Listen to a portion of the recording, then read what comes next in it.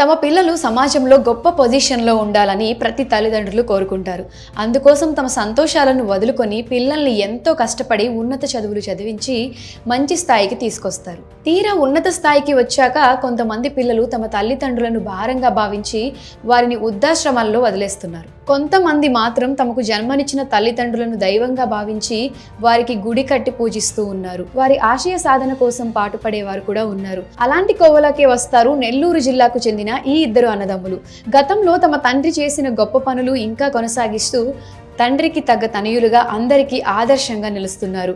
వివరాల్లోకి వెళితే ప్రకాశం జిల్లాకు చెందిన కోట శివరామయ్య అనే వ్యక్తి 1989లో నెల్లూరు నగరానికి వలస వచ్చాడు.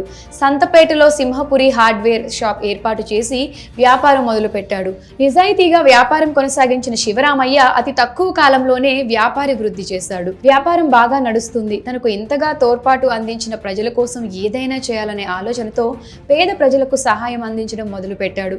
అంతేకాదు పేదలకు అన్నదానం చేస్తూ ఆకలి కష్టాలు తీర్చాడు. శివరామయ్య కాలం చేసిన తరువాత వ్యాపార నిర్వహణ బాధ్యతలు ఆయన ఇద్దరు కుమారులు అయిన సూర్యనారాయణ, రమేష్ బాబులు చేపట్టారు.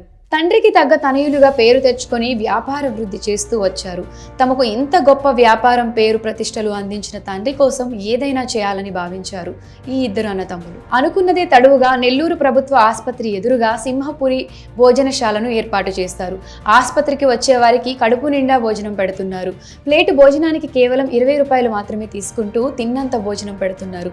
ఈ సందర్భంగా హోటల్ యాజమాన్యం మాట్లాడుతూ తమకు ఉచితంగా భోజనం పెట్టే అవకాశం ఉన్నప్పటికీ దాన్ని కొంతమంది నిర్లక్ష్యం చేస్తుంటారు. అలా అన్నం వృధా కాకుండా ఉండాలనే ఉద్దేశంతో ఇలా చేస్తున్నామని అన్నారు.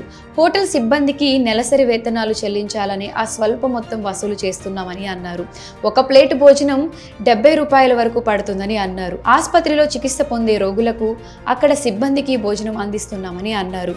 వారి వెంట వచ్చిన వారు బయట భోజనం చేయాలంటే 100 రూపాయల వరకు ఖర్చు అవుతుందని, అలాంటి వారి కోసం సింహపురి భోజనశాల అండగా నిలవాలని భావించి 20 రూపాయలకే కడుపు నిండా భోజనం పెడుతున్నట్లు వెల్లడించారు. దీంతో ఆసుపత్రికి సొంత పనుల కోసం వచ్చేవారు, చుట్టుపక్కల షాపుల్లో పనిచేసేవారు, దినసరి కూలీలు, పక్కనే ఉన్న గ్రౌండ్లో గేమ్స్ ప్రాక్టీస్ చేసుకునే విద్యార్థులు ఇక్కడికి వచ్చి తమ ఆకలి తీర్చుకుంటున్నారని వెల్లడించారు.